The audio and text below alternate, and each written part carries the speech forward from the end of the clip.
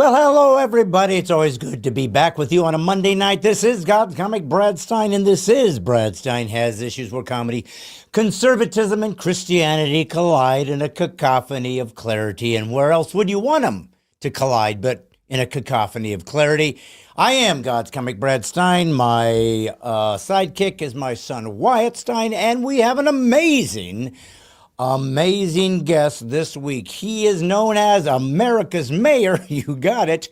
Rudy Giuliani will be on our show tonight. Wyatt, what have you and I done to be able to bring in America's mayor, the man that walked through the rubble of 9/11 and helped keep New York strong, made it safer against crime, and literally became Donald Trump's lawyer, and then things went a little awry. How did we get him on the show? It must have been something you did. Wait. That wasn't a dream? No. It actually happened. It took place many years ago, and then his reputation preceded him, and he ended up on our show, Wyatt. He's on our show tonight. I could have sworn that was a dream I had. No, he's on our show tonight, and you and I are just sitting here going, how did we do this? We thought it would be good if we could just get the local mailman to come on the Brad Stein Has Issues show and tell us how difficult it is to be living under a bureaucracy. Come to find out, we got even more important people than that. I mean, at this point, why on earth would anyone not want to watch this podcast if we get stinking Rudy Giuliani on?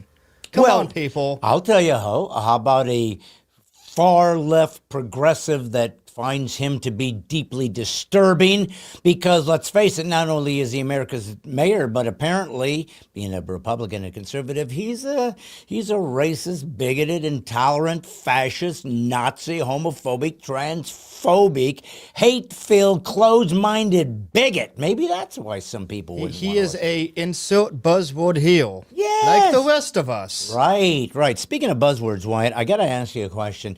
What do you think is a buzzword that you still use to this day that you just find intriguing? Are there words in your vocabulary that you just enjoy using, even if they're archaic and Yes. your friends have completely moved on from that? If you have friends, maybe you've never had friends, and thus this means nothing to you. But if you've had some friends in your lifetime, any buzzwords that you particularly like? Absolutely, yeah. Give me an example. Myriad. Mm-hmm. I was going to ask you, ironically, to give me a myriad of ideas of what words you like, and you did. Tell me about myriad. What is it about that word that you find so intriguing? There's just something about it. It's just... Okay, so for the audience who doesn't know, myriad means plentiful, a bunch of. How about plethora? Plethora was a good one too, but I feel like myriad is it's a bit more archaic, but it still sounds like it would definitely mean what it does. Okay, so how do you mean it means? I don't know. Like whenever I hear myriad, yeah, like I can only imagine if I had never heard that term before, I would be like, I guess it means a bunch of people. I can't think of what else it would mean just off the top of my head. Like, you know how there's some words that you hear them and you like, even if I don't know what the definition is, I can guess. It sounds like it would mean this. Maybe, yeah, some, I guess, maybe. But there's some words that you don't really know what it means. Like another one of my favorite words, anathema. Oh, anathema. Tell me what it is about anathema that's... No, I think you should tell the audience, just to make sure that we know that you're as worldly as I am. You know what? I'm going to be very honest with you. I'm kind of drawing a blank here on anathema. Really? I really am. You want to tell us about your insight, your wisdom, your nomenclature access? Go ahead. Of course I will usurp you as the brains of this operation. Be my guest. Anathema is something that is a person or thing that is vehemently hated. Oh. Give me an example. Use it in a sentence if you can. Okay, well, I gotta say this right now.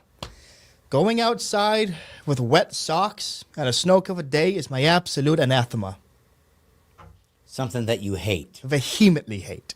Oh, vehemently. Yeah, it specifically has the word vehemently in the definition. Does it? Yeah, it does. That's why I like it so much. Isn't it vehemently? Vehemently. I think it's sort of based on where you're from. Right. It's like soda and pop for Oh, yeah. I grew up with Pop. Yeah, you want a Pop? Yeah, I remember Pop. I remember that. I've heard pop. I've heard soda. I mean, they're both fine. Not like what they've done with sprinkles, though. Sprinkles Fizzy are- liquid? What? Fizzy liquid? I've never heard fizzy liquid. But have you heard Bubbly of brew? No. But have you heard of the different ways people? Tingy tonic? Tingy tonic? No. I'm trying to have a conversation Go here. ahead. I just was trying to make up new. Soda, like alternate names, fine. Soda, pop. They make sense. Have you heard what they've done with sprinkles? What do you mean sprinkles? Like on donuts? Yeah, like different names for sprinkles. No. Oh, okay. So let me start with the tame one, Jimmy's. Jimmy's.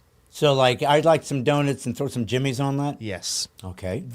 Because whenever I hear the name Jimmy, I think yes, sprinkles. Wow. Where do they use Jimmy's? Oh, I don't know, and I don't want to go there. But that's nowhere near as bad as the other one I have. Yeah. Hundreds and thousands. Hundreds and thousands is Another name for sprinkles. where? I don't know, and again, I don't want to go there.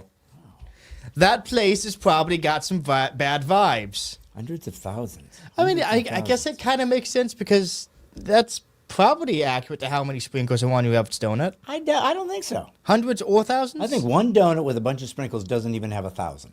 What about 100 though? Depends on if they stick.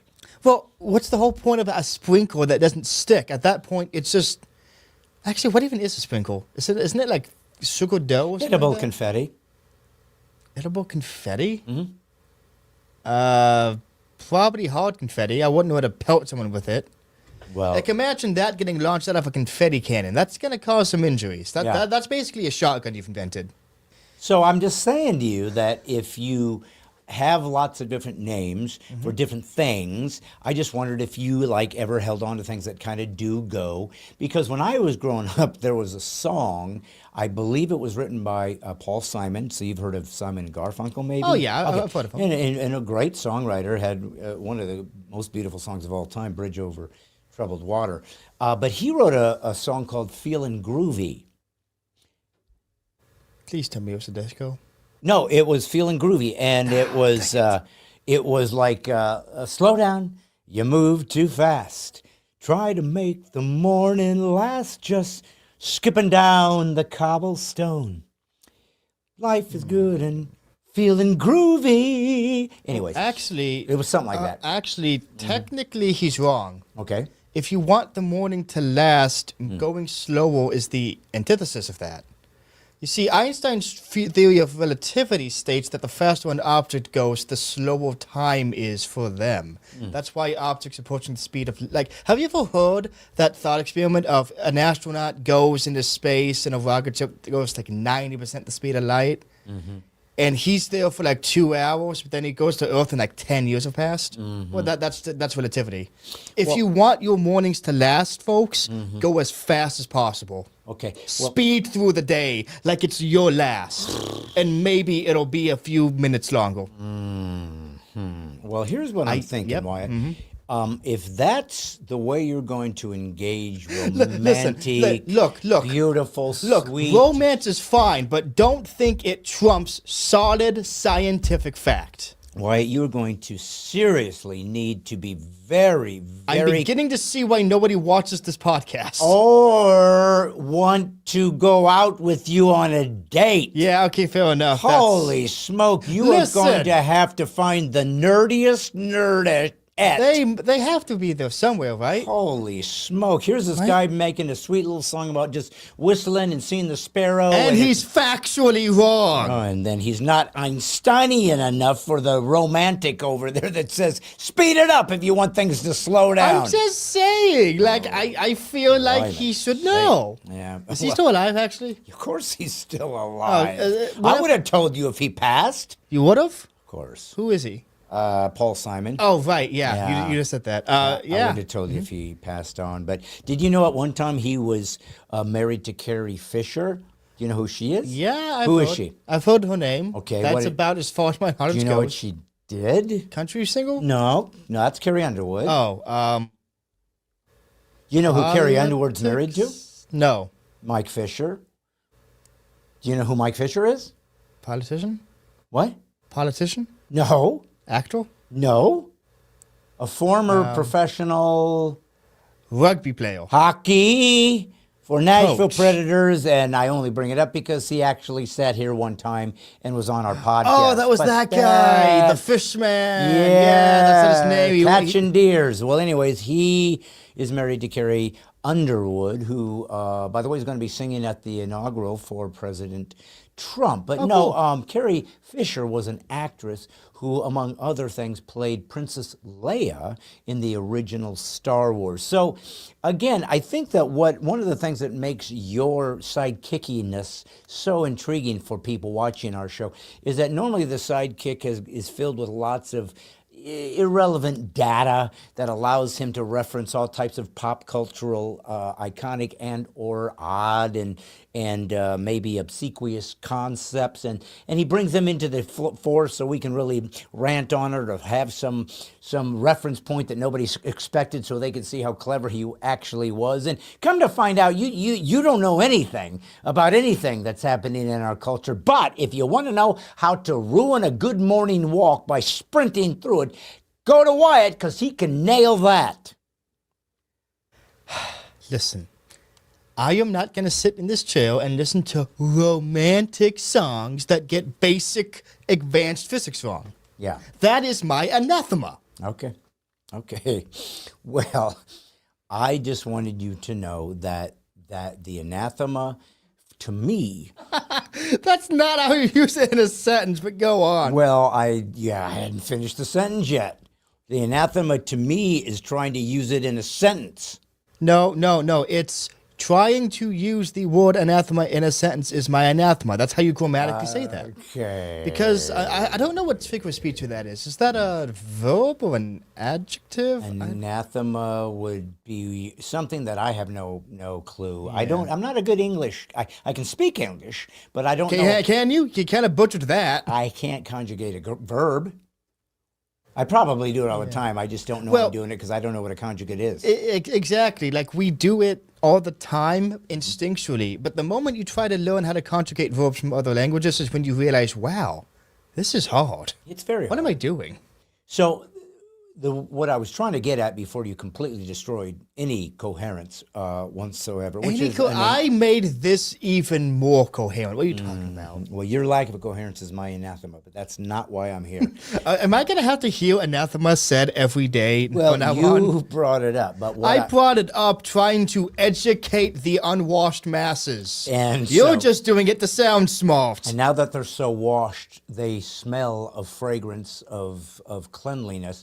But nevertheless, I was getting to the word groovy, and we lost. Yeah, how did we sidetrack off of groovy? I don't know, but however we got there, man, that's is my anathema.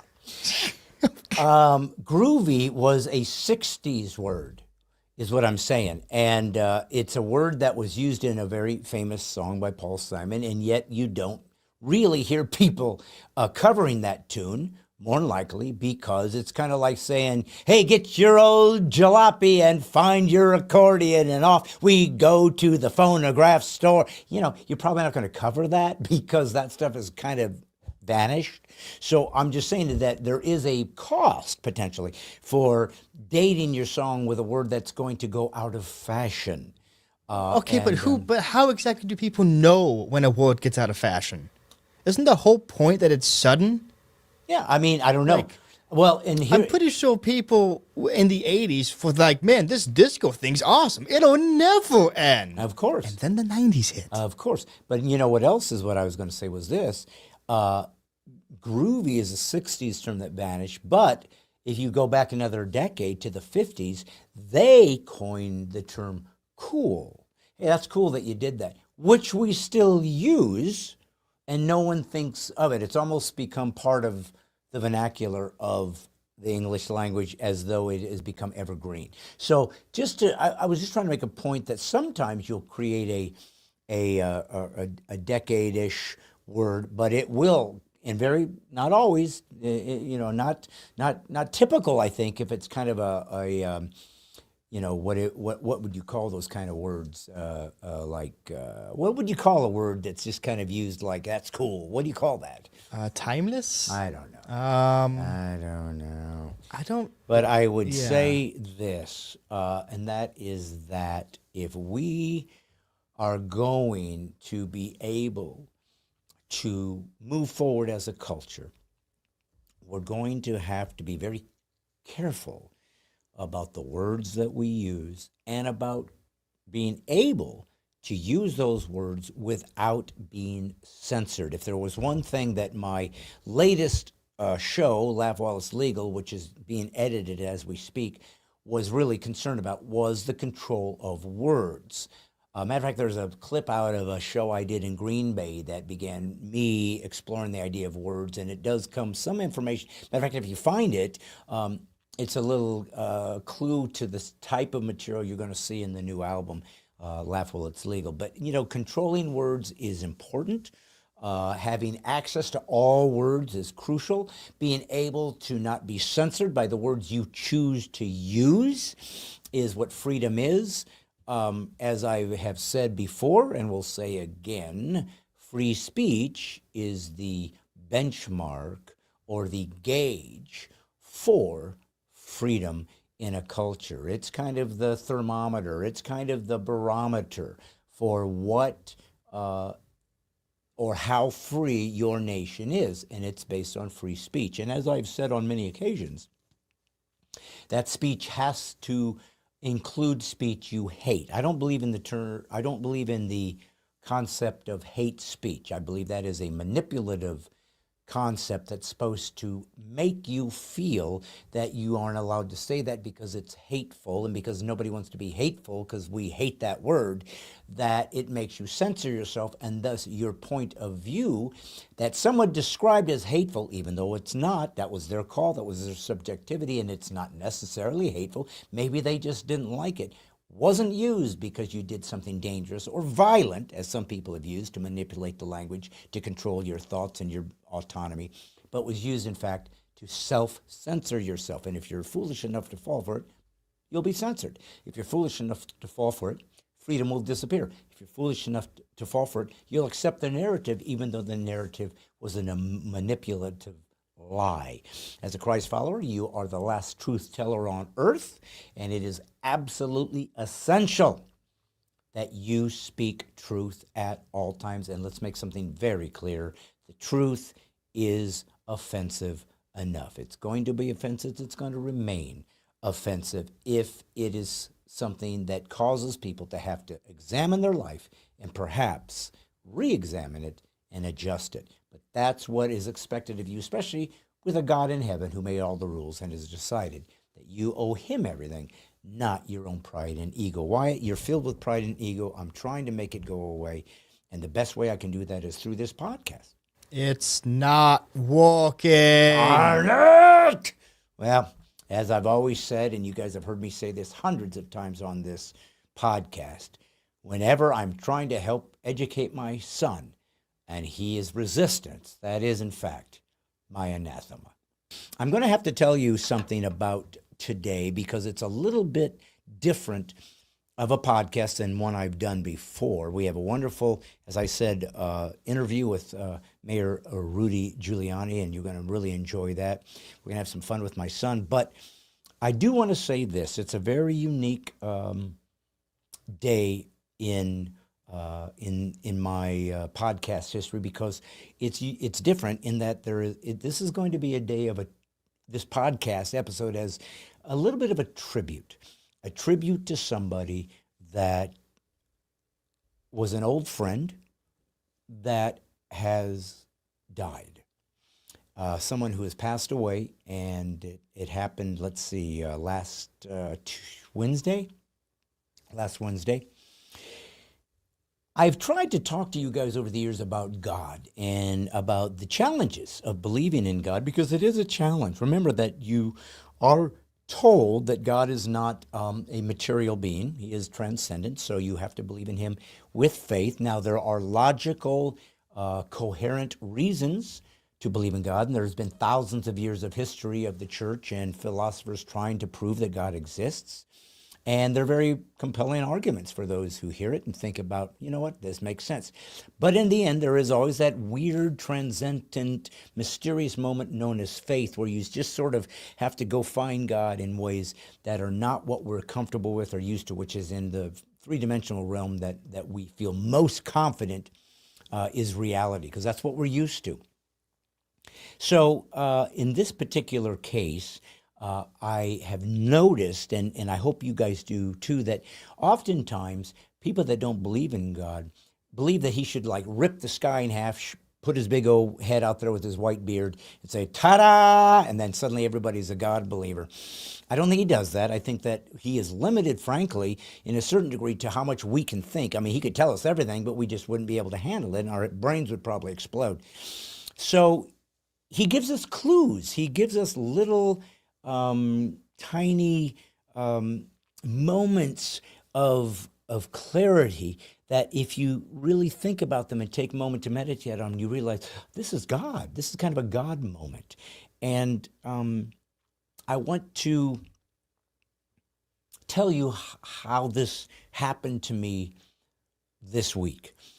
I'm going to tell you a story about my friend, and I'm going to read it to you. I don't know if I've ever done this before, but I'm going to read it to you from my book. You can get it on Amazon, Being a Christian Without Being an Idiot, 11 Assumed Truths That Make Us Look Stupid. By the way, there is an old original version called Being a Christian Without Being an Idiot, 10 Assumed Truths That Make Us Look Like an Idiot. This was an updated version that ended up on a publishing site. So they wanted me to update it, which I did, and I also added a chapter. So if you're going to get the book, get the blue copy that says 11 Assumed Truths, not 10, or you'll be missing the updates. But nevertheless, this story was told in this book, and I'm going to tell you this story right now from my book, and you'll see why I'm going to do that. There was a young Baptist preacher named Arthur who established a small church for the hippies and homeless to come hear the good news of Jesus. This guy walked up and down Sunset, witnessing to everyone he met and inviting them to his church. He always made it a point to introduce himself to any of the players in the area, nightclub owners, managers, and the like. At that same time, there was a man named Ron Bozart who managed a nightclub on the Strip. Not just any nightclub, mind you, but a topless nightclub. He, along with a partner, started, from what I understand, the first topless club in the country. They actually conceived and implemented the trend we are, sadly, so familiar with now in this country. Arthur made it a point to introduce himself to Ron, all the while mentioning he'd heard Ron was the man to know around here. Arthur also made a very strange statement to Ron only minutes after their first introduction. He said he believed God called Ron to preach. Now, I figure I'm fairly spiritual, but I must admit, if I met the owner-manager of the first strip club in the U.S., I don't know that his call to be a pastor would have come to mind. But that's just a little precursor to the boldness Arthur was imbued with. Arthur then made an even more unusual request. He asked Ron if he could go into the club and talk to his girls, to let them know if they ever needed a place to go or someone to talk to, he'd be there. Ron, aided by his alcohol and speed addiction, which has long been heralded for its ability to help us make rational decisions, for some reason thought that would be a good idea. He also thought it would be funny to lock this preacher in the room with a half a dozen naked women. So he did. After a while, one of the waitresses went up to Ron to let him know there was a problem. None of the girls were dancing. Ron immediately raced back to the dressing room, kind of an inappropriate name for a room in a strip club, huh? To find these women on their knees, looking at the scriptures Arthur was sharing. Ron blew up, to say the least, demanding the girls get their butts and every other part of their visible torso out onto the stage to dance. Arthur then asked if it would be okay if he went and talked to his bartender a little. Sure, Ron said, just wanting to get him out of the way. Minutes later, the waitresses came again to Ron, complaining that none of the drinks were getting out. Again, he saw Arthur over there with his Bible wide open, talking to his bartenders, who stood there enraptured by this wacky hippie man of God. Again, Ron blew up, demanding Arthur get lost so his people could make a living. Arthur then made one final request. Would it be all right if he went on stage between dances to tell the crowd about his church and that they were welcome to attend if they were so inclined?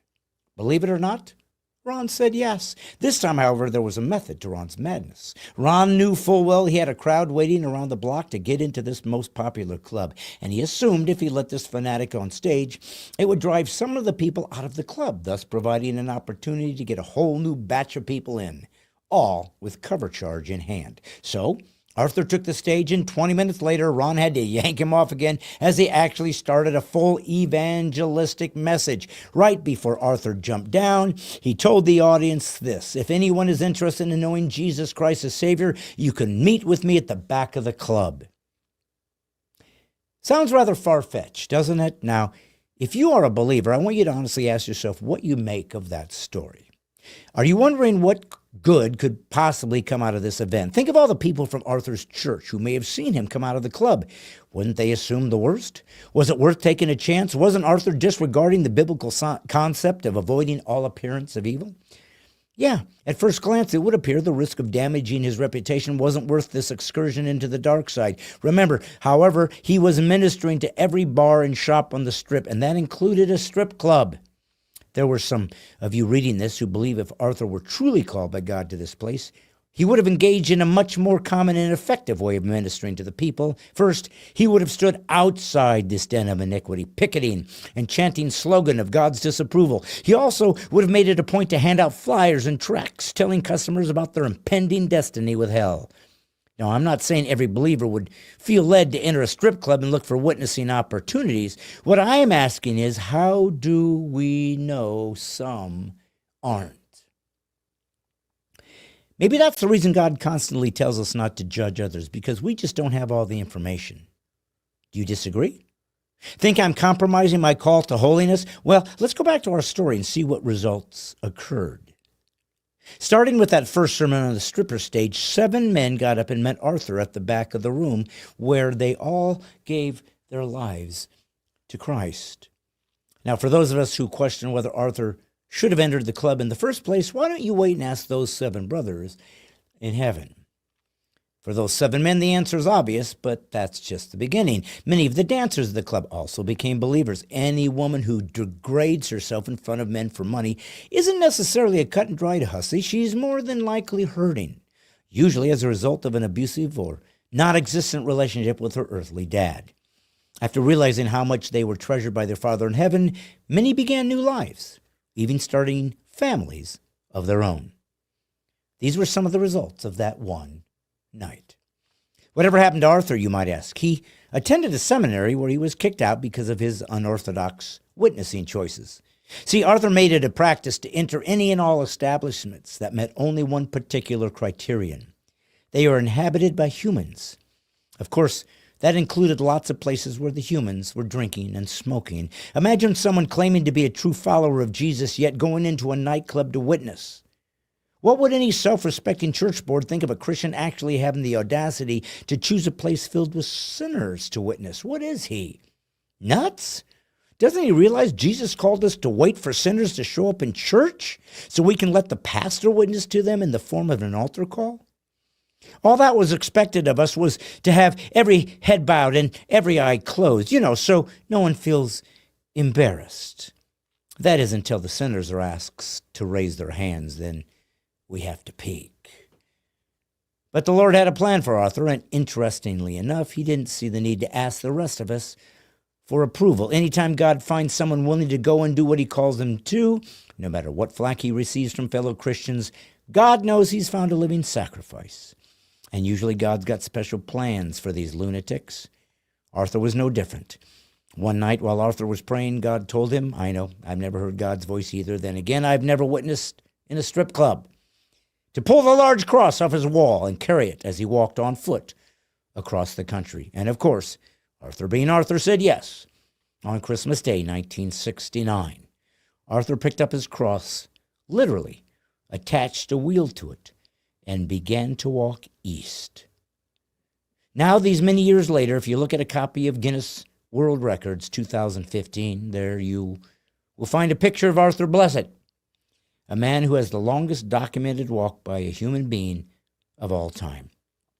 He has literally been in every nation on earth with his cross, preaching the gospel. Finally, what about Ron, the club owner who began the strip club trend in America? I saw him every Sunday for 5 years at Christ Fellowship, the church I attended in Lake Forest, California. I saw him, but he wasn't a parishioner. He was my pastor.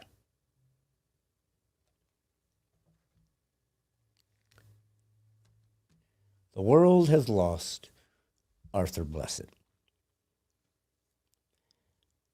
I have said to many people that I've known for many years that I've known lots of Christians of all walks of life, from every kind of conservative denomination to hyper, charismatic, right?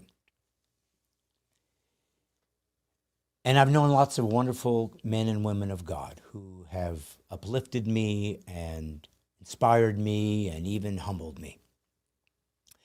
But I have always told people Arthur Blessitt was the only one I have ever met that when I was around him, I felt like this is what it would be like to know a disciple.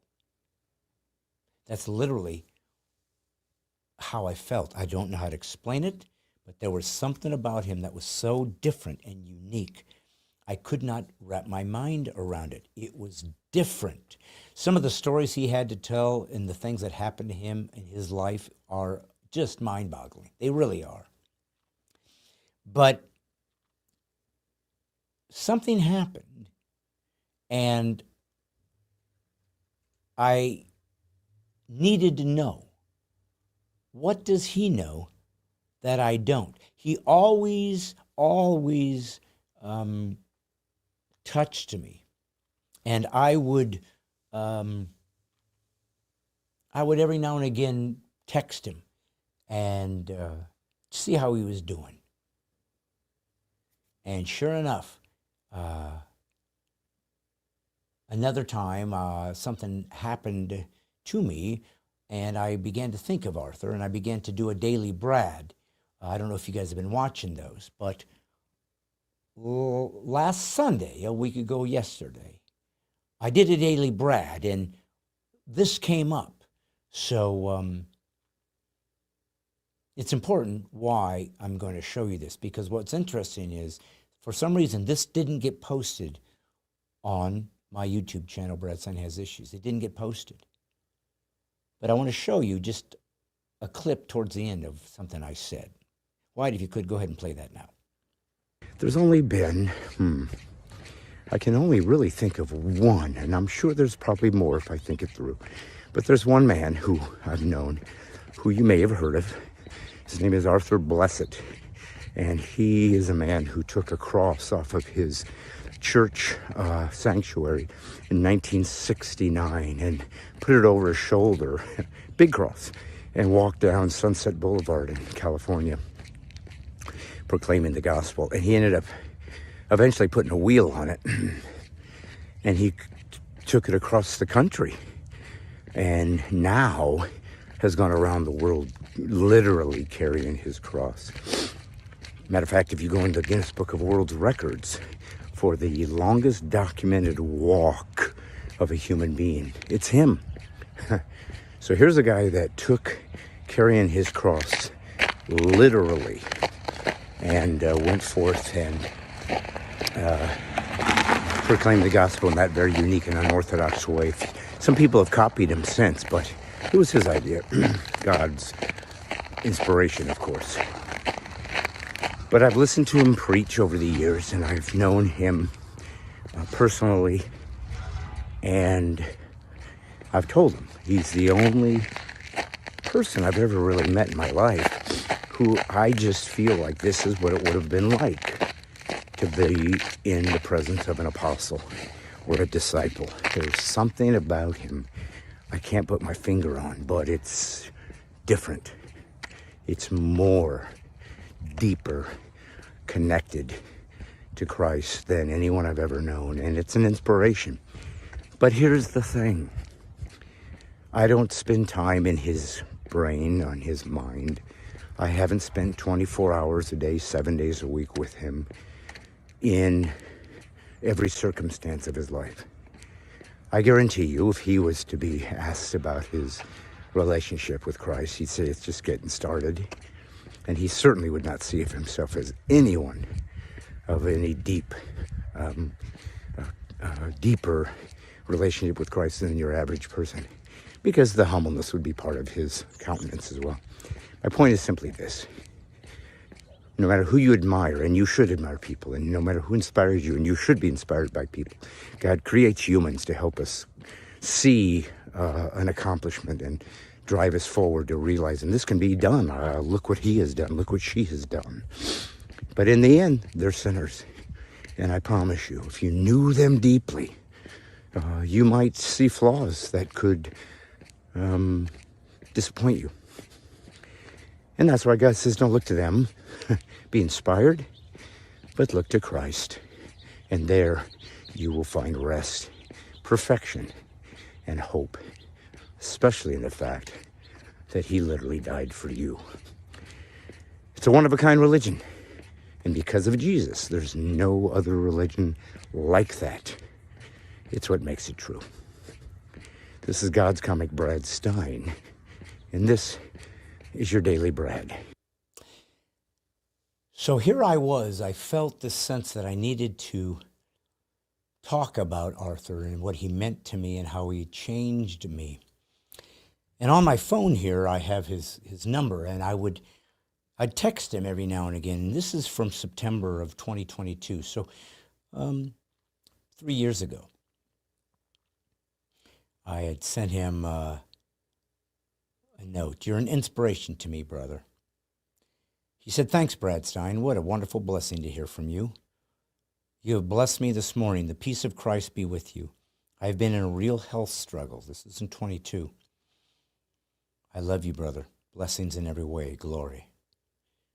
So I said, I'll be praying for you daily until victory.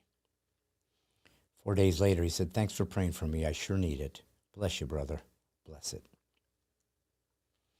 Then I sent him a September 8th, 2022. I'm praying daily, brother. God wins every time. And he sent me a little heart. Then a couple months later, morning, Arthur, would you be interested in being on my podcast in an interview? I pre-record on Thursdays, but can make other arrangements if you have a window and feel led. Thanks, brother. Either way for your ministry. I never heard back. And then in December, a few weeks later, I said, how's your health, buddy? Again, this is 22. Not very well. It's a struggle. Keep me in your prayers. I love you, brother. Thanks for praying for me. Please don't publicize my health. Jesus bless you and keep watch over you. Bless it. I said, will do, my friend. Your walk is far from over. This is 22, so a couple of years ago. Then in April of 23, so 6 months later, love you, brother. See you soon, someday. And he wrote back, love you, dear brother. Glory, peace, and blessings. Amen. And then in December, so almost at the end of 23, been praying for your healing this morning and all week, Arthur. What an amazing and glorious life you've lived. You will always be an inspiration to me as I head into my last season on earth. Well done, brother. And he said, thanks, with a prayer hands and praying, Jesus bless you. I'm not feeling well. Thanks and blessings. Love you. Pray for me. Blessings. I said, I have been and will continue, brother.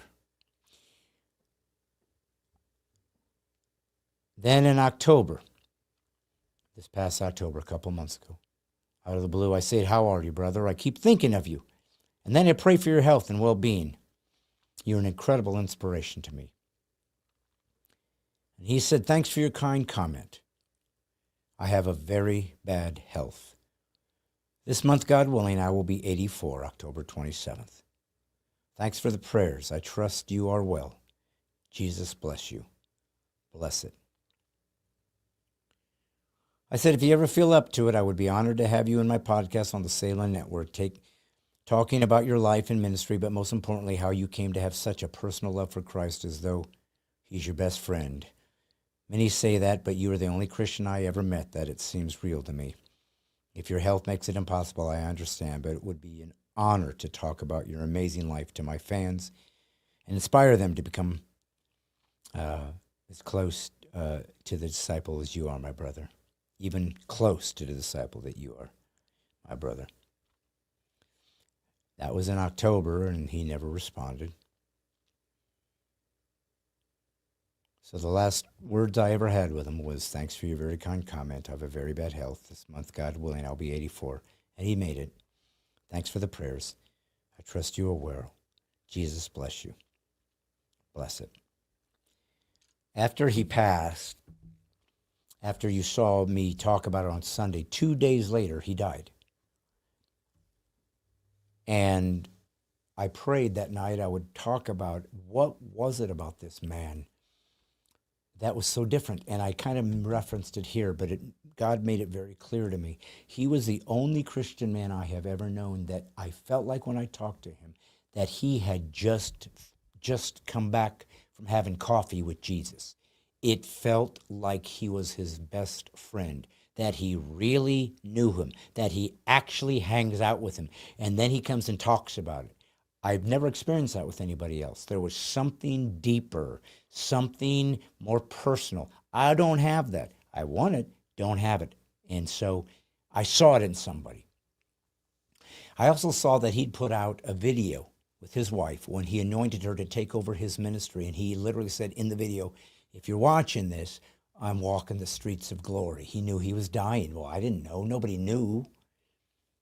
And his wife knew what she was taking on, but you could tell she was doing her best to not lose it. But he was broken too, and he said, I love you. I couldn't have done it without my wife. He said something to the effect on his Facebook page that I'm in heaven now if you're reading this. I can't wait for my wife. I love her, and when you get here, I'll be complete.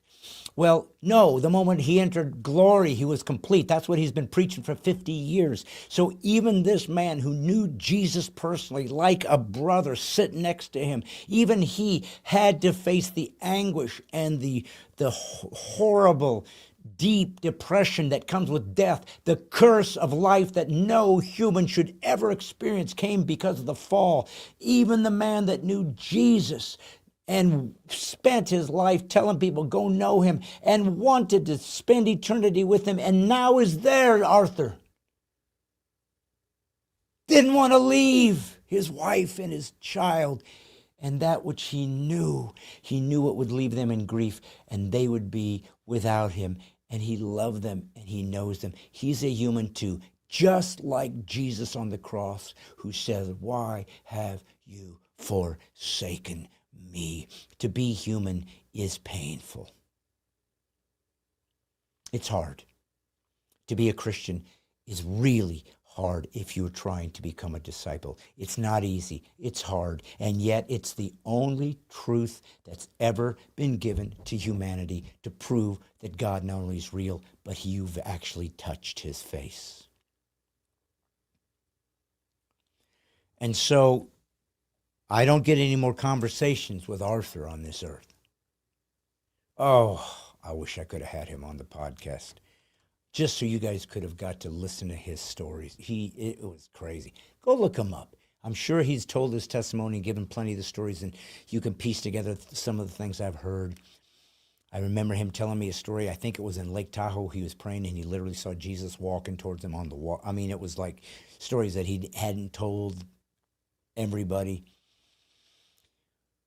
Stories about a group, I think in South America, wanted to kill him and he said, well, let me get my Bible first. They had guns, and he went to grab his Bible in his seat, and he just heard this pop, pop, pop, and he looked around, and all these guys were like on the ground. He didn't know what was going on, and all the villagers came to see if he was okay, and he said, yeah. I said, what? Well, we saw those guys with you that were beating up these guys. I mean, angels came, and he had real crazy experiences. This man had, because he knew Jesus like a disciple, and that's what you are called to become. That's what I want to be. You are not called to be a Christian. That simply means you accepted Christ as your Savior, and he did the work for you. He did all the work. Thank you for that. A disciple is the hard part, and it's what most of us aren't even close to becoming, let alone beginning. And so I just wanted to make this one little podcast on this one little station about a life well lived, about a man who, in fact, witnessed and went through and endured so much beyond comprehension. He worked that out. That race was long and tedious, and he never, ever quit. He was by far beyond any kind of deep relationship with Christ I will ever get. There's not a shot I can get close to what that man was. Not close. He's finished the race. He's crossed the finish line. He did it. And I promise you, if there was ever a man that entered into glory and God said, "Well done, my son," it was him. And so,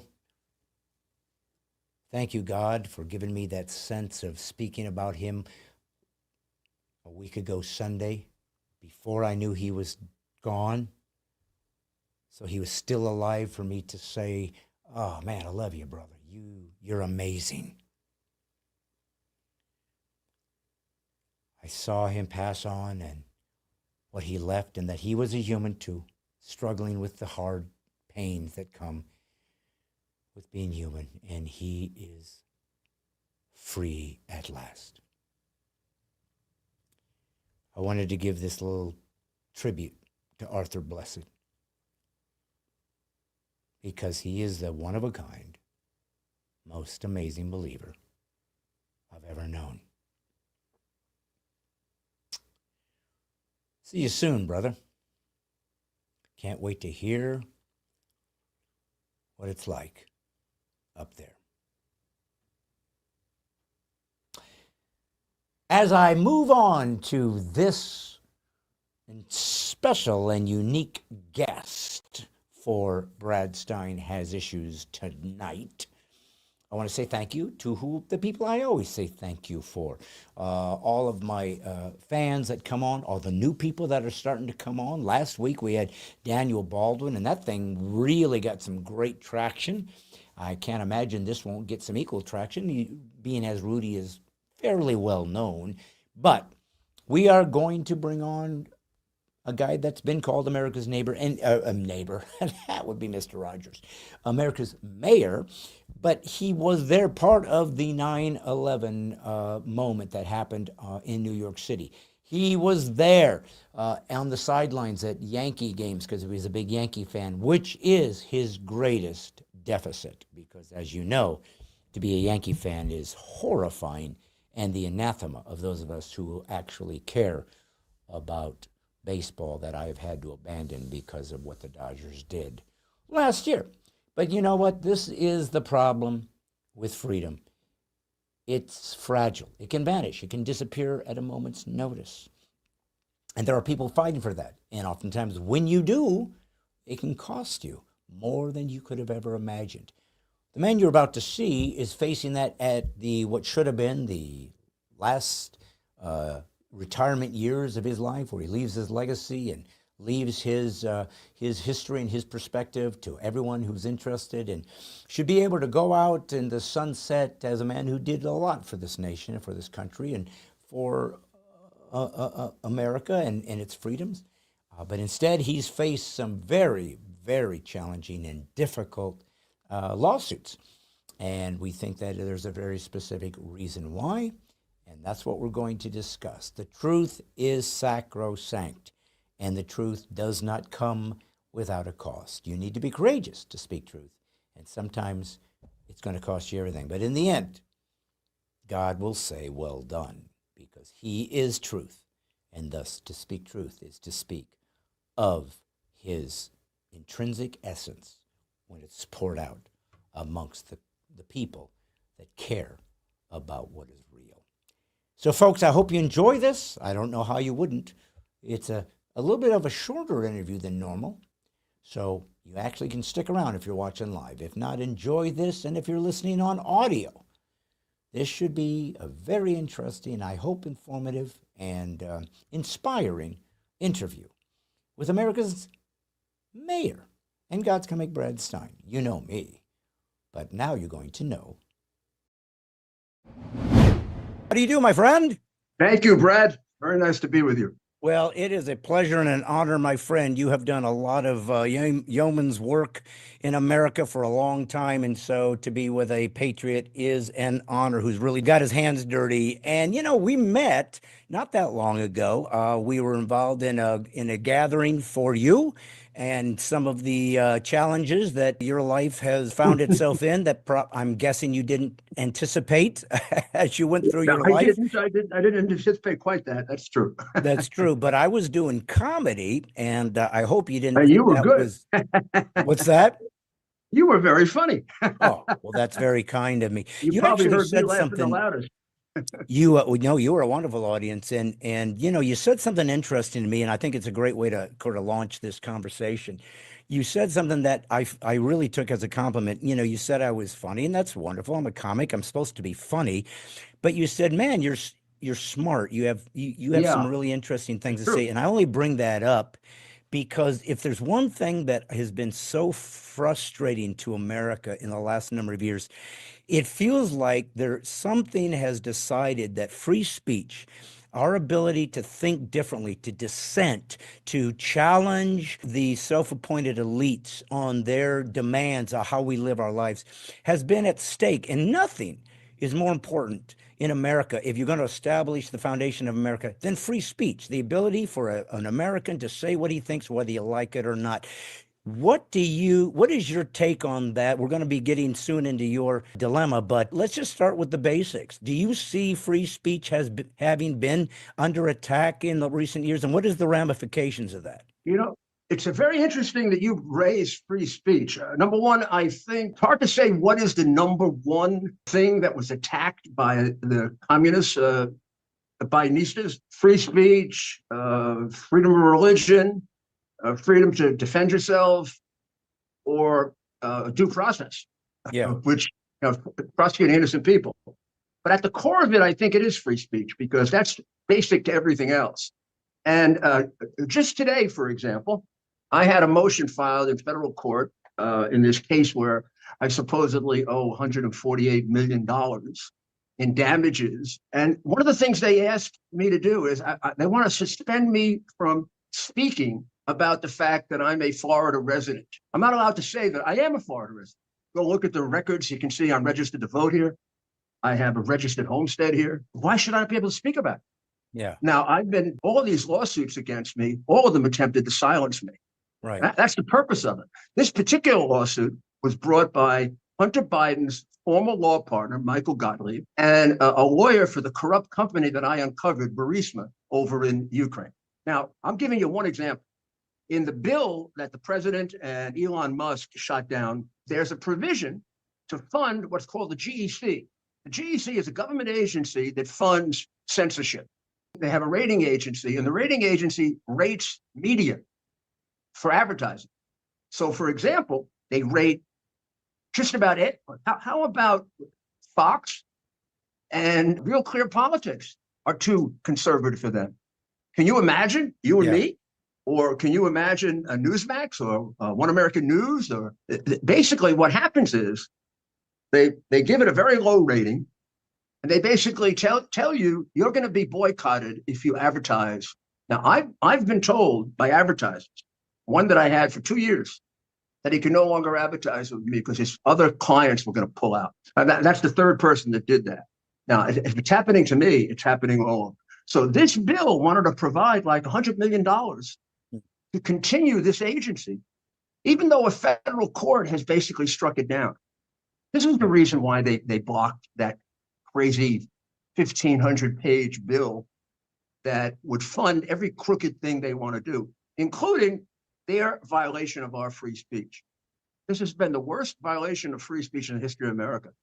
The last example we had it was probably the Alien and Sedition laws under John Adams. That was nothing compared to this. These people are not Americans, Brad. They're not Well, Americans. and that's I think one of the things that people have just for whatever reason have neglected to grasp is the only thing that makes free speech robust is speech you don't want to hear. That's the only thing that makes any of this make any sense. Obviously, I don't have a problem with you saying something I like. I don't have a problem with you getting on my side or tell me how great I am. That's not a problem. But if I hate a particular speech, or I consider it repulsive, or I consider it an Yes. error, or I consider it in opposition to something I'm trying to promote, that's what I'm going to have a problem with. And of course you would. None of us want to be attacked. Nobody wants to be maligned. Nobody wants to be insulted. Nobody wants to be found to be, less than fairly treated. But that's what makes free speech have any weight, is speech I hate. And if those who always speak of free speech always are or at least from the left and the progressives, are the ones that have been controlling speech forever. And Corona was a perfect example. When a guy came out and said, I'm a virologist, I'm telling you all, you're doing it wrong. This isn't the way to handle this. And he said, not only can you not speak, you don't have access to this platform, and we might even threaten your medical degree. It's like, what? I mean, Mayor, it's almost like the left has given us their playbook. Any speech that is told is forbidden to be uttered, we now know is probably true. I would say if you just took the history of Corona and stuck with that, the coronavirus, you probably have about 4 or 5 massive examples of that, in which people were fired, people were condemned, people were put in prison, people were taken off radio and television. For example, I pointed out that the vaccine, before we actually knew what it would be, I pointed out that it was being done without any testing. Yeah. And that's what the exception was about. And that's why Fauci did as much cheating as he did. Because that's why, if they had come up with a treatment for COVID, you couldn't have had the vaccine, wouldn't have gotten the exception. And I said, you got to be careful in taking it, because you're taking a risk. Usually they do 3 years of testing on a vaccine, because vaccines may not show symptoms until 3 years later. They took me off YouTube for that. And at that point, I had audiences of 1.2, 1.3 million. And we were making $20,000 or $30,000 a month with YouTube. So figure that's yearly, that's taking away $360,000, because it now turns out I was more than right. Yeah. Yeah. Yeah. I mean, I was just working on the advice I was getting from my partner, Dr. Maria, who knows this, but that was a modest criticism of it. And I didn't say don't take the vaccine. Right. I said, you decide whether to take it. Well, and of course, when somebody wants to moderate speech, right? When a group self-appoints themselves to be the moderators, it's going to be biased. I mean, clearly, it's like, well, how do I know why you're picking this particular point of view? Because the truth is, the other thing we learned about Corona is you end up having to choose your own expert, because, as you know, as a former lawyer, as someone involved in litigation, whatnot, anybody can find an expert to collaborate on what they want you to say. That's kind of as a lawyer, I know that, sure. Yeah. I mean, So I get to choose. Yeah, I get to choose this expert who says the vaccine is great. Take as many as you can possibly get in you. It's going to change the world. And then I get the other guy going, don't take one because you're going to get myocarditis and you're 18 years old. This is absurd. So you have to kind of choose your expert. And I'm going to ask you something that is That's very, very true. I hope this doesn't sound like a conspiracy theory, even though we're now re-examining if perhaps conspiracy theories. I don't reject nowadays, Brad. I used to be against conspiracy theories. I don't reject a single one. You can give me any one, and I'll say it's possible. Well, this is going to be a little off topic, but you'll see why I'm saying this, because I really value the opportunity I have to speak to you. Because here's the thing: you've been put in a position in your life, in your career, to be on the inside. I mean, you were the mayor of New York City, probably the most prestigious mayor a person could be is to be of Manhattan, right? And then you were advisor, a lawyer, I'm not sure exactly. I was Donald Trump's personal attorney on the impeachment for 3.5 years. So the reason I say that is you have done something and been somewhere that most Americans haven't been. You've been on the inside of the power, of the people that really run the show. Yes, and the thing that has been so frustrating to Americans over the last number of years is we felt powerless because we saw things going sideways, and there didn't seem to be any checks and balances. There didn't seem to be anybody putting the brakes on what appeared to be totalitarian means of lawfare, as you are perfect example of, certainly to Donald Trump. I mean, people literally making the thing up as they go, and nobody was putting an end to it. Now, how does one, a regular American citizen, defend himself if they're going after a president? I don't have a shot at having You're right. justice. How does one even go about that unless he can actually do what he's promised, which is to clean house? And I don't think the deep state's going to go out without a fight. So what are we looking for in the future? Is there a way to root this cancer out and start Uh, over? well, first of all, you're absolutely right. How often did he warn us? I'm not doing this for me. I'm doing it for you. It's really true. I mean, I know him for 39 years, so I can talk about him personally. Part of my getting involved in this way back in 2015 is when they started attacking him. I mean, I had a tremendous law practice. I don't want to tell you how much money I was making. And as the more they attacked him, the more involved I got in the campaign. And then when he was they're trying to impeach him. And when I read that something like 65% of the American people believe that Russian collusion garbage, I said, he needs a lawyer who can both defend him in court and defend him in the press. And I volunteered to represent him, and I did. And that's the reason they're torturing me. Yeah. Believe it or not, from just about the day I represented him, the Justice Department and the FBI surreptitiously went and got my iCloud account. Didn't tell me for 3.5 years. They were spying on everything in my emails. But so at the beginning, they were spying on him. Then they decided another effective thing is, let's see if we can make up cases against his lawyer and shut him up. So, and then I'm not the only one. My God, I can give you 100 examples of that, 100. Right. So I would say, can you clean it up? Yes. Does he have the will to do it? Of course he does. He knows it better than anyone. And and maybe 10 people, Cash Patel, really know it in detail. He's going to root it out, or he's going to, I don't want to say die trying, but I mean, he's going to do everything he can to root it out. And it started with blocking that ridiculous bill that they wanted to pass, which was providing millions and millions of dollars to restrict free speech and to preserve, hidden in a 1,500-page bill, the deep state. Yeah. And they wanted to get it through before he came into office. Thank God that well, I'll tell you who really, I mean, Elon opened up on it, and God bless him. But the guy who really caught it was Vivek. Vivek took the time to read the 1,500-page bill. And he said, oh, my God, we're funding the deep state. Yeah. The Democrats are getting us to fund the deep state. But what would that be called legally? You know, it's easy to get caught up in emotions, right? Because whatever side you're on, you think the other side is trying to destroy America and destroy democracy. Everybody has these giant, soliloquies about we're the only ones that can keep democracy safe and blah, blah, blah. But the point of the matter is that, we have insurrection thrown around, we have treason thrown around. These are big words and they have big consequences. And I know it's very difficult, for example, to charge somebody and to convict somebody of treason. And it should be. That's about as bad as it can get. You do that, you are an enemy of America. You've sided with an enemy to destroy America. And that used to be punishable by you got hung because you couldn't get any worse than that.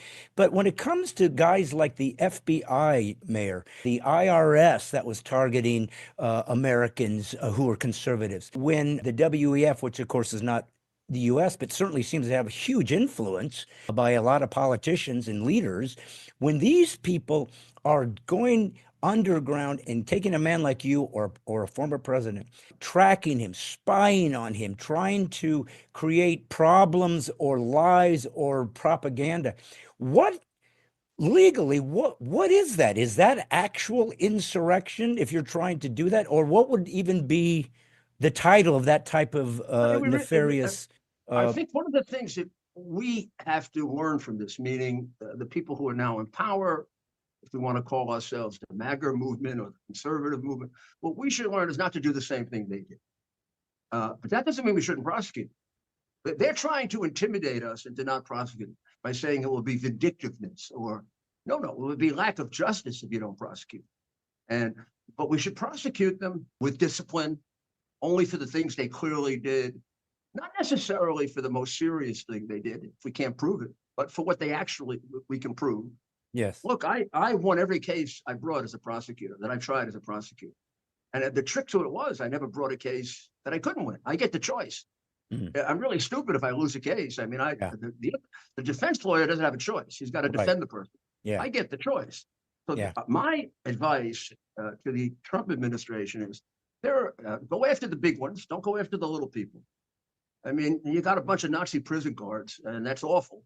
But you're not going to put them in prison just because they'll follow us as much as they follow them.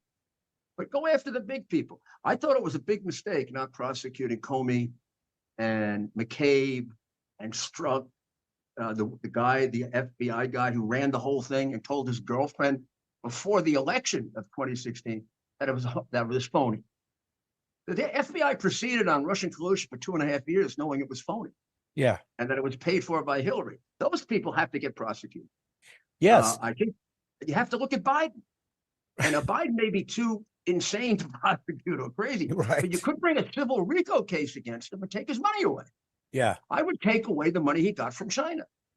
Certainly. Yeah. I mean, could you prosecute him for treason?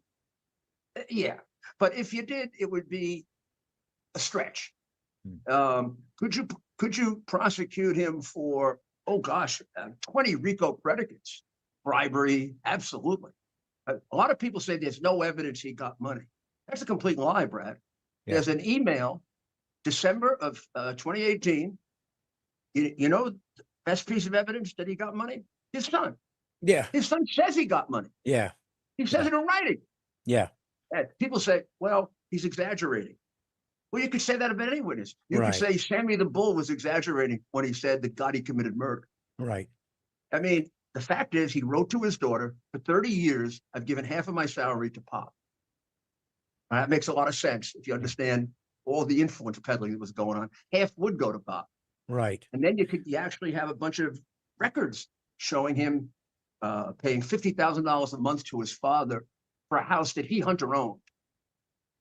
I have a pile of evidence about this big of Joe Biden getting money, Yeah. which means if you can't prosecute him criminally because they'll say he's not able to stand trial, you can prosecute him civilly. Go after the Biden crime family civilly and take all their money away. Yeah. Now, why do you do that? You do that not out of vindictiveness, out of deterrence. So the next guy that comes along that's a crooked Democrat is scared to do it. Well, clearly, if there's no justice and if it never costs you anything to do evil, then you're going to continue to do it. Why wouldn't you? You know, Of course. I was going to mention to you, it was kind of an exploration, Mayor, like how do Americans go forth and try to discern what is true? And here's what I was going to say. You were there in New York for 9/11. You were the mayor, right? And we all remember you trying to bring hope to people, and we were all kind of in disarray, like this is something that was unprecedented. We were just completely frustrated.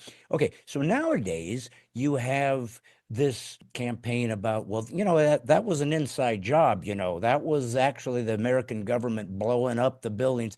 Now, again, that's been called a conspiracy theory. You were there. It was crucial that you understood what was at stake because we were in warfare. Yeah. And so, but here's what I'm getting at. And I hope you don't think this is trivial, but I think it's important. You would know, okay, was this inside job just a bunch of nonsense that for whatever reason? And then when things like that show up on the internet, how is an American supposed to discern where does the government go sideways? Because they have literally done inside jobs. So talk to me about 9/11 and let's get that off the table so we can get to your case. I'm at a point where I've seen so many things happen. As I said, I don't reject any conspiracy theory. Only God knows, really. But from what I could tell, it was bin Laden. First of all, the minute the second plane hit, I knew it was bin Laden. When the first plane hit, I was told it was a twin-engine plane that hit the North Tower. I wasn't sure whether it was a terrorist attack, some crazy person attacking a business, or an accident. As soon as the second plane hit, my police commissioner called me and said, the second hit, I said, Bernie, this is a terrorist attack. And we put our plan into place, closed down the city, et cetera. Now, I knew it was bin Laden because bin Laden was threatening to attack us. I had for 2 or 3 years done various defensive measures against threats from bin Laden that the FBI gave to me. Now, they didn't materialize, but we expected him to attack us. What we didn't expect were airplanes being used as missiles hitting a building. We expected something like the first attack on the World Trade Center or the attacks in Israel or the attacks he had done overseas. You sort of look at his pattern, and we had 120 major targets. And we had about 10 terrorist groups that wanted to hit us. But for example, on New Year's 2000, he was a threat. We almost didn't do the New Year's 2000 celebration because of threats from Al Qaeda. So the minute they hit, it was a 90% chance it was Al Qaeda. But I have to say 90%. I'm not God and I don't know everything, but I would So say you're literally telling me that you're not necessarily ruling out that there could be I other. can't rule out any. I mean, I only say that, and maybe it's bad. I only say that because of the warped experience that I've had now. I wouldn't have believed any of this before. I mean, when I first found out that Biden was a massive bribe taker, I was shocked. I know the guy, also know the guy for 35 years. I think he's stupid. Always thought he was stupid, a liar, and sort of a typical politician, Democrat. They just repeat sound bites. Yeah. I always bought the idea that he was a sort of regular guy from Delaware. I didn't know he had 3 mansions. If I knew that, somebody always said you could tell a crooked politician by how much he pays for his shoes. Well, listen, with some of these pardons now that all happen to be multimillionaires, one has to presume somebody's paying him. I mean, I don't know that's true, but it sure, Of course the you don't know. optics are clearly not The looking media good. covers it up. You probably don't know that McConnell, the majority leader, who's going out and also doesn't know where the hell he is anymore, and he got $5 million from a guy who is very beholden to Red China. Mm. His father-in-law is a multi-billionaire as a result of Red China. Yes. His father-in-law comes from Taiwan. Who would get money in Taiwan, billions from Red China, except somebody that was double-crossing Taiwan? Right. So he got money from a guy who works with the Red Chinese government, and he changed all his positions on China. And nobody reports on it. Right. In fact, in the book that was written about Biden, he's the next chapter. Nobody turned the page. And that's why the guy opposes Trump the way he does, because Trump was tough on China. Mm. When you know the real reasons, it's so frustrating that nobody will publish it. Right. Nobody will write that. It's indisputable. He got $5 million from China, Red China. Mm. Did you get $5 million from Red China? No. I mean, that's what I'm saying, though. I don't know if that constitutes treason or if what that would be considered when one is being bribed by an enemy of your nation. That has to be a pretty serious crime beyond it just. It is pretty serious, but it would. You probably need a little more to prove, believe it or not, to prove bribery. In the case of Biden, he gives it to you. Biden says, I told the guy to fire the prosecutor, I wouldn't give him the billion. And that's the whole complete crime of bribery. Right. It's offering something of value in exchange for official action. So he offered the $1 billion. And what he wanted in exchange was having the prosecutor fired. He just doesn't tell you it was the guy who was going to prosecute his son. He doesn't tell you the last part. But that's the bribe. It's as clear as. Yeah. And that's why I said that Americans have been so frustrated, because when you feel like there is no justice, you begin to lose hope, because that's the one thing you think will balance everything out is you're going to pay for this. And maybe you won't do this as quickly the next time. Well, Mayor, we're getting towards the end, and I want to talk about your case because I want to get some people to understand what you've been going through. How much time do we have, just so I don't keep. Another 10 minutes? Okay, 10 minutes. Good. Okay, so I want to go to Judge Beryl Howell. I have done a little research. It's easy to say, and you're the poor guy that's dealing with this crazy, but there are activist judges, and they are clearly making up rules based on a bias and an agenda, and it is not legal.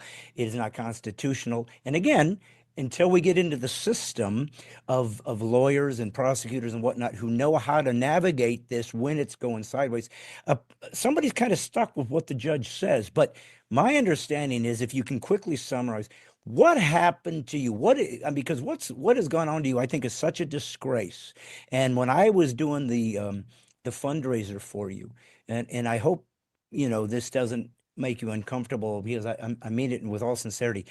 It felt degrading that you would be put in position with somebody who has done so much for this nation, that I trust and believe in your patriotism. Yes, you're a Yankee fan. I'll let you. I'm a Dodger, so I have to say that. And again, I'm not trying to I don't know. I'm not trying to suck up to you. I'm just saying it really felt they were trying to steal your dignity. And that is a bridge too far for a man to especially someone who's done patriotic and has sacrificed for his nation to be treated with such indignity, to me is a disgrace.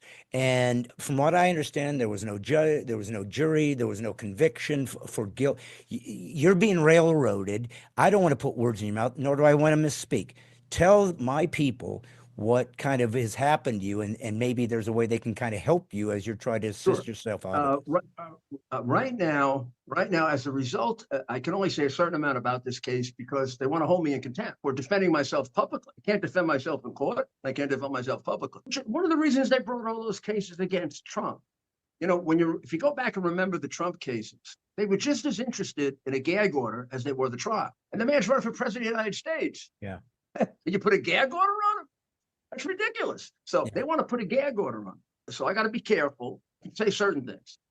The case against me that has bankrupted me is the case that for $148 million judgment. Now, I made a lot of money and I was pretty darn comfortable before that.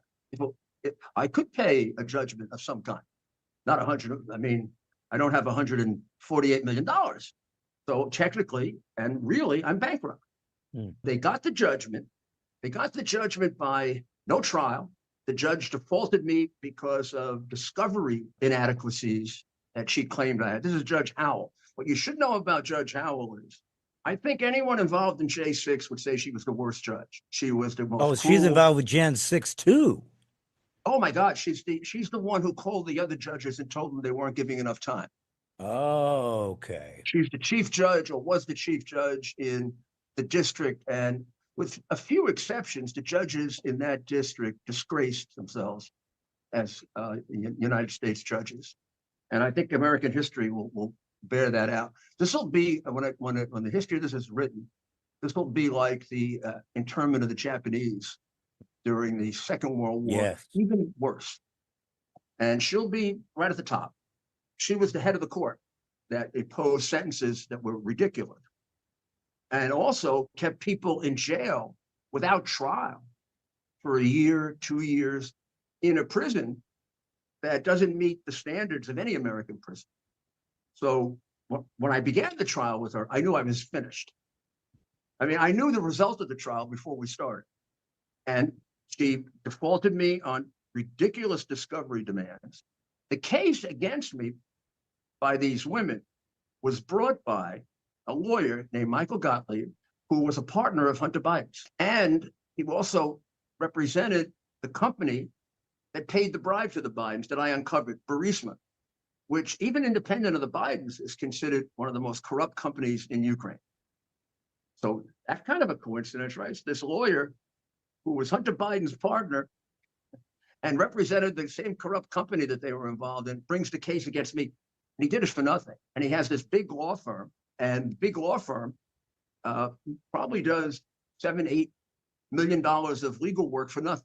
So the whole thing had to be directed by the Bidens. She had to know that. I mean, they're all part of the same Democratic cabal.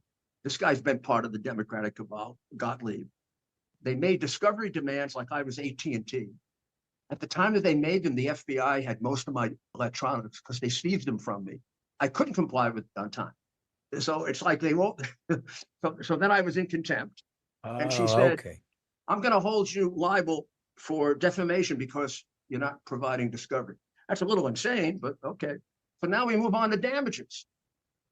And she told me if I testified and said the things that I had been saying, she'd hold me in contempt. Since I consider her bloodthirsty. She loves to put people in prison. I said to myself, she's probably going to come up with an excuse to put me in prison. Probably not going to do me any good in front of a DC jury anyway if I testify. I mean, you've got to realize a DC jury's convicted 100 out of 100 of the J6 people. Sometimes they don't even think about it. It's 98% Democrat in the District of Columbia. So, and by the way, this all happened in Georgia, and they brought the case in DC so they could get it in front of somebody like her, and they could get a jury like the jury they got. Now they're enforcing the judgment, and before it's up on appeal. It hasn't been decided on appeal. They could wait, but they're enforcing the judgment. I now don't have a bank account. I don't have a checking account. I don't have a credit card. I don't have a car. They took my car from me. They want to take. I don't have watches. They've taken them all. They're trying to make me destitute. And I have a homestead in Florida. And they want to contest that in front of a biased New York judge. And if they're going to contest a Florida homestead, they should contest it in Florida. But they're trying to get it in front of this judge who, in this case, has ruled against me on everything. He's even taken away from me things the law says you can't. I'm entitled to one wristwatch, but not me. I'm entitled to one car, not me. And how does help me with this, just so people can understand how this is a breach of legal. One of the things would be if the media. How can they give you a gag, or when does a gag order in trying to defend oneself, or at least make oneself's case to the public? I can't. When does that become? How can that become? When are they breaking your constitutional right to speak and to defend yourself? I don't understand where that line is. The line used to be that we almost never had gag orders, certainly in civil cases, ever. You never had a gag order against a defendant. It's the government that has to have gag orders. They're the only ones that can violate constitutional rights. This whole gag order thing is completely illegal and made up. It's a violation of your free speech rights. That's what I'm saying. I have a right. And this sounds strange, and I'm not doing it. I'm a very honest person. I have a right to lie. Yeah. Lying is not a crime. If lying were a crime, it's not perjury. Well, if I do it under oath and you can prove it, I offer an opinion about, in this case, I offer an opinion. And generally, those cases are dismissed. So if I say I saw Brad on a tape, and Brad had the property that had just been taken from the jewelry store in his hand, but I saw it on tape, and you can look at the same tape, and it's my opinion you have jewelry in your hands, and you say no, it was a pen. I've just offered an opinion. I see. That's essentially what I'm held liable for. And they want to take away everything I own, destroy me as a result of it. And is now, this... that isn't because, and it's being brought by Biden's law partner who made money, loads of money for the crooked company that I uncovered. That's the reason. And is this a result of your association with Trump, would you say, or do they have a different agenda to 100% my association with the President of the United States, of which I am exceedingly proud. And by the way, when you say they want to humiliate me and whatever, I'm way past that. Anybody who believes this, I feel sorry for. If you believe any of this, there's something wrong with you. If by now you haven't seen through this, you should get some help, either cognitive help or emotional help. It is quite obvious that Biden was bribed. It is quite obvious that they unfairly targeted hundreds of Trump people. Professor Eastman, who was involved in this with me, that man shouldn't be prosecuted for anything. He offered a legal opinion that is supportable. You might not agree with his legal opinion. He's been offering that opinion for 20 years. Nobody put him in jail for it. Well, and what doesn't make sense to me, they use that theory to try to help Al Gore. Yeah. Well, it's outrageous.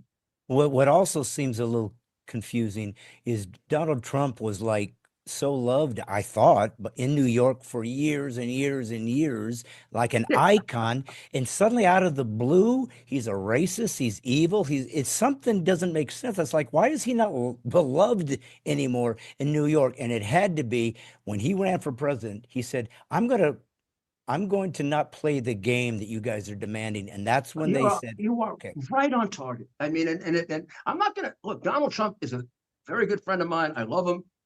He's a human being like me. He's committed sins and done things wrong. But in comparison to them, the guy's a saint. Yeah. He didn't prosecute them. They prosecuted him. The whole garbage about he's going to take away democracy and they did that. Yeah. He could have prosecuted Hillary. Right. He didn't. He didn't think it was wise to do it. Right. Because he understands and respects our American values. Yeah. They don't give a damn about America. I don't Well, know and who the it hell is they're tricky. working for. I It mean, is I'm pretty tricky. well convinced that Biden is working for China. You don't get $31 million from Red China and not pay back. I mean, he gave up an air base 400 miles from China. Yeah. What do I need? I need more than that. He gave up an air base 400 miles from China for no reason. His entire military was against it. And then every one of those suck-ups didn't have the guts to come out against it later. Now, those are guys that should be penalized. Have those guys with all those stars and this kind of thing supporting afterwards something they were against because it affects the security of the United States. You can't tell me you're not affecting the security of the United States when you take away an air base 400 miles from China, which is one of our best ones in Asia. You know who's now occupying that air base? Red China. Yeah, no, I mean that's about as treason. I mean, worth if 20 there's million. going to be a definition of treason, it is giving, abating, what is it called, and giving comfort to the enemy. Aiding and abetting the enemy. Yeah. Yeah. So that's what it is. Well, So listen. even and let me make the point, Brad, that even if he pardons everybody, those who fall into the RICO case, who you can make a RICO case on, you can go after them civilly for the money. And they may care about the money even more than prison. These guys are greedy as hell. Yeah. Well, so let's just sort of wrap this up with all my people watching. Most of my viewers are they're Christian people. They're certainly conservatives, patriots, and so forth and so on. So they don't have to be convinced, sir, about the lawfare that has happened in the last number of years. They don't have to be convinced about the corruption, and frankly, on both sides, I got to tell you, I've been more disappointed by Republicans, frankly, because their job was to I check agree and with you. balance. I And agree so, with you. yeah, I think there's a difference between choosing an evil side, but at least you made a call. Could I just make one point about that? I Please. think the difference between us is this. For the Democrats, they've made it systemic, Yes. meaning a bunch of them are corrupt or communist or racist or anti-Semitic.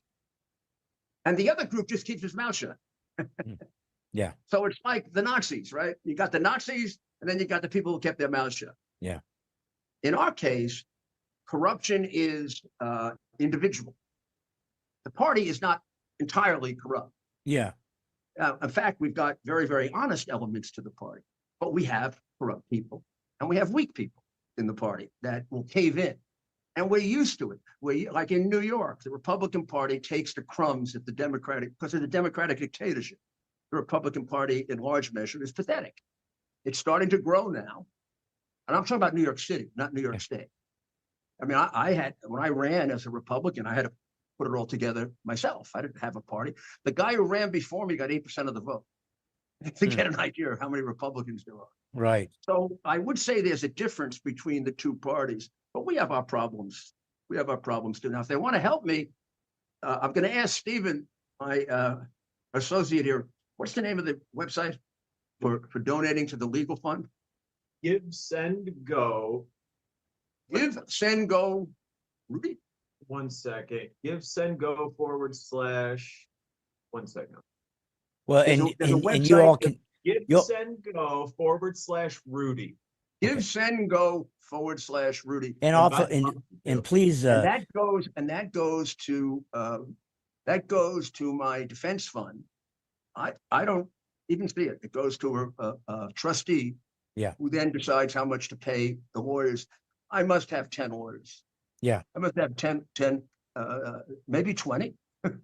well, so Give, Send, Go, and I know Heather Olson, the founder of that, is a friend. I remember when they were starting that. They were the ones that tried to gave access to the Canadian truckers to defend themselves, and Canada 100%. shut. 100%. So They're they're a wonderful great company, and they've been sued by Canada for $300 million because they had the audacity to give free speech to Canadian truckers.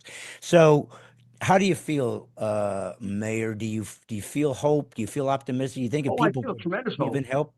Do you think you Yeah, can come yeah, out the yeah. other And, side of this and make your stand and show what it means to not give in to these tyrants? Can I say this? It may sound strange. I'm proud of myself. And I am extremely, and I can say, in all honesty, it's all worth it, given what they were doing to our country. I feel honored to be able to participate in a meaningful way in pointing it out, because I feel in some small way I'm saving my country. Before his election, I was very, very worried. And I knew he was going to win. I mean, I'm a professional at politics. My God, I've run in any number of elections, including run for president.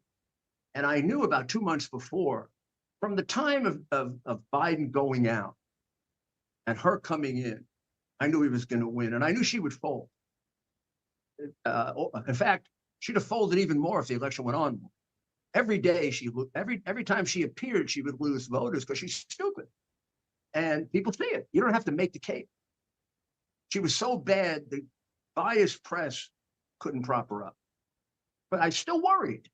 I still worried about their cheating. I still worried about, and there was too much at stake in this election, more than any other that we've had in my lifetime. Yes. But when he won, I said, it's all worth it, because I have total confidence. Yes, and that was my concern. I have total confidence. He'll do more than any human being could possibly do to change it. Yeah. And he goes in knowing what to do immediately. In fact, he's doing it now. I can see what Vivek and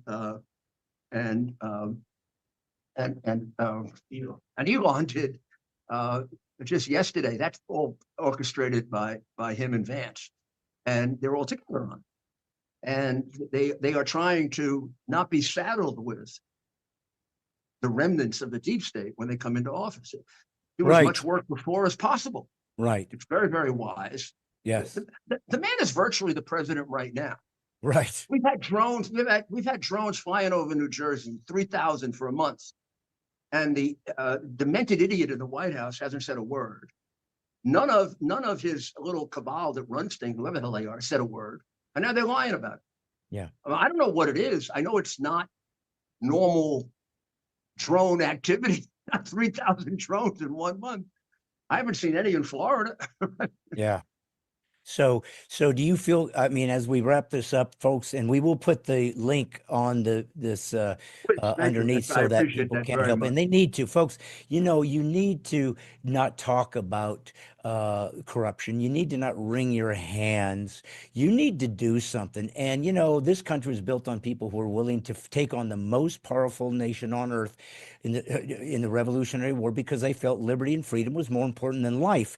And that's easy to say, but it's really hard to do when it's legit, when it can cost you everything. And we have learned, if it's a corrupt administration, they will come after you. This is not the America we're used to, but perhaps we can retrieve it. That's what we're trying to do. Hopefully we can vote. That was the only thing, Mayor, I was concerned about, was not whether she was popular. I thought if these guys cheat and the Republicans don't stop them, then I guess there is no voting. So that was the thing that was the wild card. Are they going to be able to just fake this? I don't know how to even fix it anymore, because it certainly seemed like he was cheated in 2020. On the other hand, it's almost like it was divine providence, because it gave the world a chance to see how absurdly dysfunctional and corrupt and just basically clueless progressives are. When they're given power, they ruin everything. They can't fix anything. 100%. I mean, God works in strange ways. Yeah. Only he knows how he works, not us. And he does indeed. We kind of figure it out afterwards. Not before. So as we're going to leave them with, give Americans, we're taping this right before Christmas. Give them a ray of hope. What would you leave your fellow Americans with, other than they're going to assist you and help you, and you probably too. First of all, I appreciate that, and have hope. I mean, the reality is that God is very, very gracious to America. Yeah. And we have an obligation then to make this country better than it was given to us. And I think that at all levels of government, I mean, Trump can handle the federal government, but get involved. Like, if you're get involved with the school boards that are with the public schools, because of the teachers union are basically brainwashing our children. Same thing in the colleges. Get involved on the board of your college, or there are a lot of different ways. People have different talents, but get involved and assert what you believe. Don't sit back and just watch it happen. Not only that, you'll feel proud of yourself if you do. Well, listen, sir, we are proud of the work you've done. And, I'm sorry that you're the sacrificial lamb here on another attack on President Trump. But you know what? once he gets into office, perhaps there'll be a whole new addressing of this issue that you are going through, and perhaps we will I find. mean, I don't mean about me, but there will be in general. And Brad, you really are terrific. I mean, you really do understand it in a way that not a lot of people do. So Well, keep doing what you're doing. It's a big step forward toward free speech when people like you speak out on this medium. I do that. In fact, because there are so many people like us now online, and we had a different situation in 24 than 20. In 20, it was much more infantile. This whole we got our message out in 24 in ways they didn't even realize. yeah. Through people like you and me and podcasters. Podcasters may have more influence now than I don't even know who the news anchors are anymore on ABC, CBS, Yeah. and NBC. I don't think anybody's paying I know attention. they seem to me like they're working for China. Yeah. Well, folks, this is America's Mayor Rudy Giuliani. Thank you, sir, for giving me your time. Well, thank Perhaps we you. can It do was it a great again interview. sometime. I'd love to help you. Please give to Give Send Go. They are I know those people. They are Christians. They are authentic. They are honest, and they care about everybody. They bring And anybody on, atheist or non. They just want free speech. So they are a great organization. And this I'll make gentleman a pitch for deserves. my show too. Oh You yes, can yes. watch me. You can watch me at 7 on Frank Speech and X, and you can watch me at 8 on X. So that's 7 to 9 on X every night. We're one of the top shows on X, and thank God for Elon Musk. Yeah. And Yeah. we're also on Rumble and YouTube and Getter, 7 to 9, and also you can go to Rudy.coffee and you can look and see if you want to buy some Rudy coffee. Okay. Well, we'll do that, and we will keep you in our prayers. And Thank you're you. fighting the Thank you, good Brad. fight. I'm just a comic, but remember, if they ever say you're being No, you're politically not. incorrect, always thank them for the compliment, because it means you're a free thinker and a truth teller. And remember, I'm just a regular guy, as is the mayor, but together Yep. we are a partnership 100%. of warriors that remembers what it meant to be an Americans. We will not go down without swinging, and we are the people, and we are the republic, and we are the government. And if you don't take no for an answer and draw a line in the sand, I think we've already proven that we just might remember America, take it back, and get rid of the corruption. And remember, folks, I'm doing what I'm supposed to do. I'm just putting the woke back to sleep. See you next Monday. Thanks, Mayor. God bless you.